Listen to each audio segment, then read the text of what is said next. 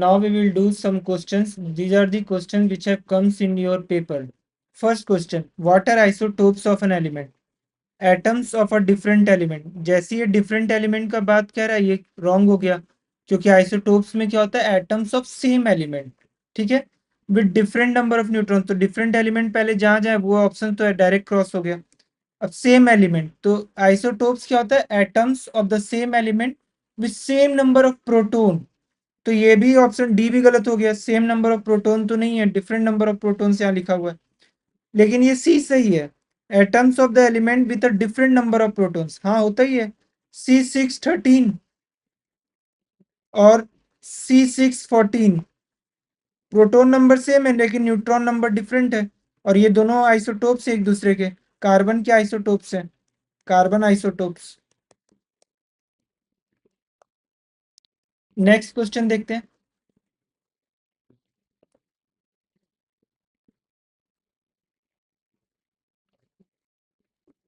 देखते हैं इस क्वेश्चन में क्या कह रहा है.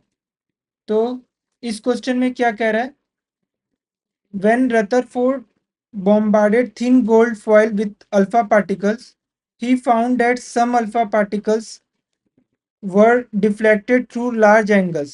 Which statement explain this deflection? तो लार्ज एंगल से डिफ्लेक्टेड हुआ, तो most of the atom consist of empty space. ये तो रॉन्ग हो गया, एम्प्टी स्पेस होता तो एम्प्टी स्पेस होता है, लेकिन उसका क्या होता है रीजन कि बहुत ज्यादा जो रेज थे वो अनडिफ्लेक्टेड पास हो गए, पर इसने बोला लार्ज एंगल से डिफ्लेक्ट हुए, तो ये रीजन तो नहीं हो सकता. All of the positive charge and most of the mass of the gold atom are concentrated in a small volume.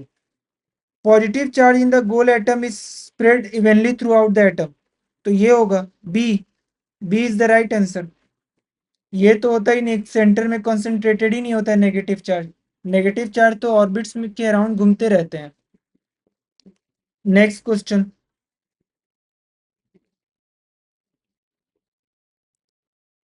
When alpha particles are incident on a thin metal foil, most of them pass through undefeated. What does this observation reveal about the nature of the atom? अब देखते हैं इस question में same ऊपर वाले की तरह. अब ये बता रहा है कि मोस्ट अनडिफिएटेड पास हो गए हैं, कोई डिफ्लेक्शन उसमें शो नहीं हुआ है. तो इसका सिंपल सा रीजन है, the atom is mostly empty space. Empty है तभी तो वो आराम से इजिली पास हो गया. आगे बढ़ते हैं. Next question. Radioactive source S emits alpha particles, beta particles, and gamma rays. A detector is placed 5 cm away from S. A thin sheet of paper is placed as shown in the diagram. Which emission from the source can be detected? तो हम जानते हैं alpha का क्या होता है, alpha 5 centimetre range तक ही बस रहता है और थिन शीट ऑफ पेपर से एब्जॉर्ब हो जाता है. और हम पढ़े थे बीटा किससे होता है, बीटा एल्यूमिनियम फॉयल से, और ये 5 से 10 मीटर जा सकता है.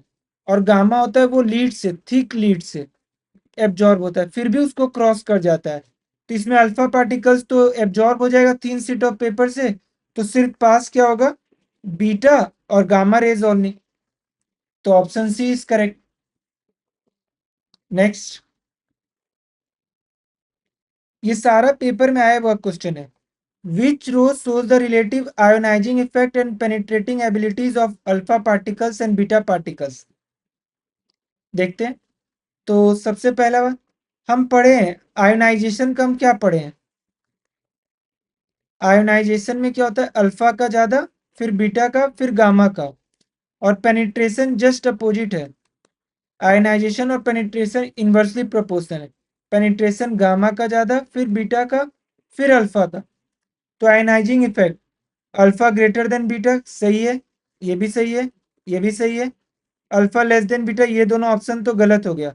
अब इन दोनों दो ऑप्शन में देखते हैं कौन सा सही है. Penetrating ability alpha greater than beta नहीं, अल्फा लेस देन बीटा ये सही है. तो option B is the correct answer.